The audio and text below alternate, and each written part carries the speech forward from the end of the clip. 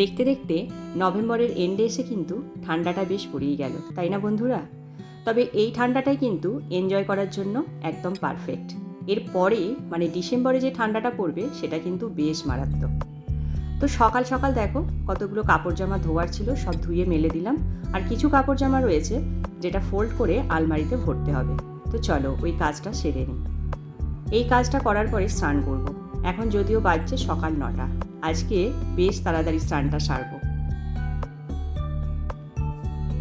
দুদিন ধরে যত কাপড় জামা আনলা দিয়ে তুলছি আর রেখে দিচ্ছি, মানে ইচ্ছা করছে না, ভাবছি পরে করব। এইভাবে বেশ খানিকটা কাপড় জামা জমে গেছে। তো আজকে ভাবলাম সকাল সকাল এই কাজটাকে কমপ্লিট করে নিই, তারপর স্নান সারবো।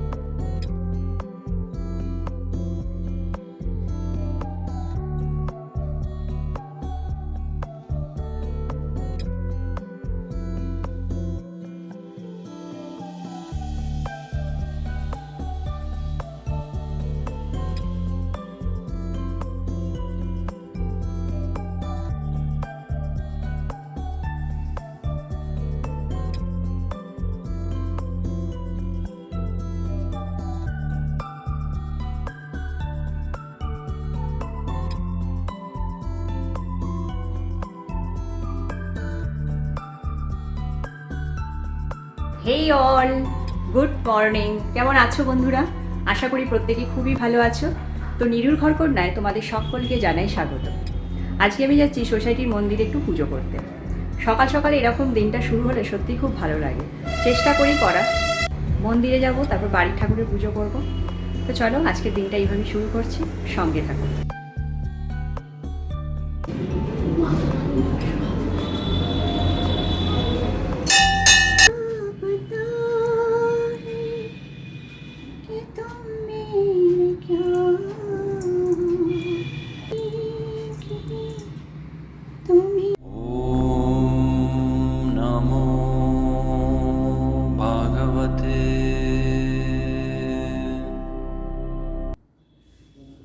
তো এই দেখো আমার বড় গপুকে একদম সুন্দর করে অঙ্গরাগ করে দিয়েছি।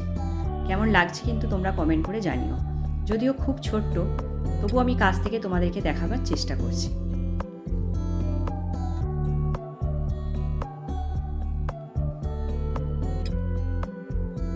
স্নান করিয়ে ভালোভাবে সাজিয়ে দেওয়ার পর মনে হলো ঠান্ডা পড়ে গেছে, সেই জন্য আবার ভাবলাম যে সোয়েটারগুলো বের করে পরিয়ে দিই।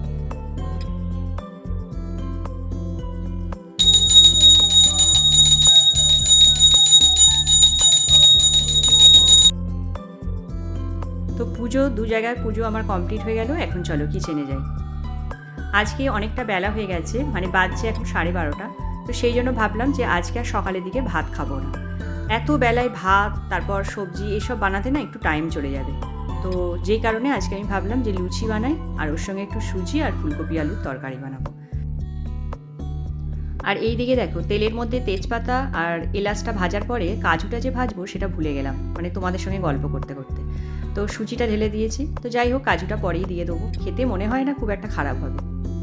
তো দেখো আমার সুজি কমপ্লিট হয়ে গেছে। এবার চলো ফুলকপি আলুর তরকারিটা বানিয়ে ফেলি। ফুলকপি আলুর তরকারিটা প্লেন যেমন ফুলকপি আলুর তরকারি হয় ওই রকমই বানাবো। ওপর দিয়ে একটু ধনে পাতা দিয়ে দেবো, ব্যাস। আর ফুলকপিটা আমি রান্না করার আগে একটু সেদ্ধ করে নিই। তো এখানে দেখো গরম জল বসিয়ে দিয়েছি, এর মধ্যে ফুলকপিটা দিয়ে দিলাম, দিয়ে ভালোভাবে সেদ্ধ করে জলটা ফেলে দিয়ে তারপর রান্না করব।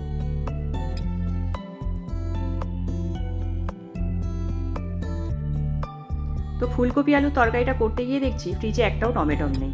তো আমি কি করলাম দেখো, গরম তেলের মধ্যে একটু লঙ্কার গুঁড়ো দিয়ে ভাজা ভাজা করে নিচ্ছি, যার ফলে নাকি একটা সুন্দর কালার আসে। এটা আমি ইউটিউব থেকে দেখে শিখেছি। তোমরাও কিন্তু এই টিপসটা ফলো করতে পারো।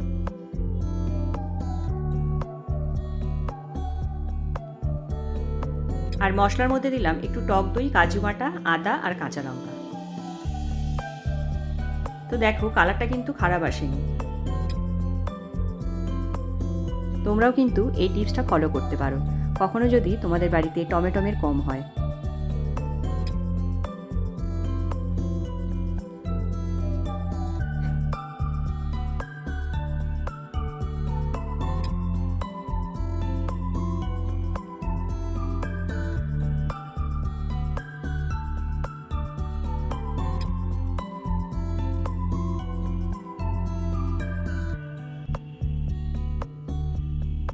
তো এই দেখো মশলাটা আমার ভালোভাবে কষানো হয়ে গেছে। এবার এর মধ্যে একটু গরম জল ঢেলে দেবো। সবজির মধ্যে গরম জল, তোমাদেরকে এর আগেও অবশ্য আমি বলেছি, মাছ মাংসের মধ্যেও গরম জল, আর কোনো সবজি রান্না করলে তাতেও গরম জল দেবে, এতে কিন্তু স্বাদটা ডবল হয়ে যায়। তো সবজিটা দেখো রেডি হয়ে গেলে ওপর দিয়ে একটু ধনেপাতা দিয়ে দেবো, ব্যাস থালি হয়ে যাবে। এবার লুচিটা ভাজবো আর লাঞ্চ করব। তো ফুলকপি আলুর তরকারির কালারটা শুধু দেখো তোমরা। আর এইদিকে আমার লুচিগুলোও ভাজা হয়ে গেছে। চলো এবার লাঞ্চটা সেরে নিই। তো বন্ধুরা এখন সন্ধে হয়ে গেছে, আমি যাচ্ছি একটু স্পেন্সারে, কতগুলো গ্রসারি আইটেমের দরকার আছে আর একটু মিষ্টি নেবার আছে। তো চলো যাওয়া যাক, তোমাদেরকে একটু স্পেন্সার ঘুরিয়ে আনি।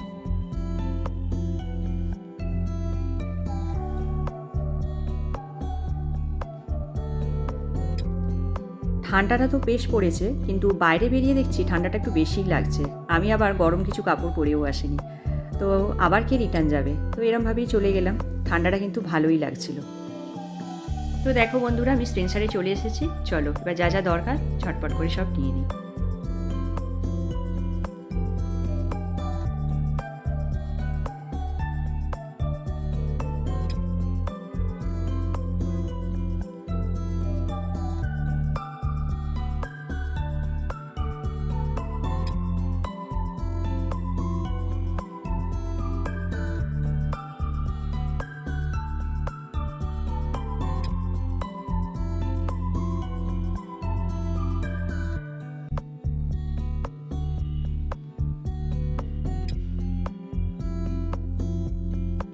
তো বন্ধুরা দেখো আমার স্পেন্সারে যা যা নেওয়া ছিল সব নেওয়া হয়ে গেছে। এখন এসেছি মিষ্টির দোকানে, এখান থেকে কিছু স্ন্যাক্স নেবো আর একটু মিষ্টি নেবো। বাড়িতে গিয়ে গরম গরম কফি বানিয়ে খেতে হবে, কারণ প্রচণ্ড ঠান্ডা লাগছে। তো চলো বাড়ি ফেরা যাক। তো বন্ধুরা আজকের এই ব্লগটা তোমাদেরকে ঠিক কতটা আনন্দ দিল অবশ্যই কিন্তু কমেন্ট করে আমাকে জানিও। আর যদি ব্লগটা ভালো লাগে একটা লাইক করো, আর চ্যানেলটা অবশ্যই সাবস্ক্রাইব করে নিও। তো আজকের মতো এইটুকুই।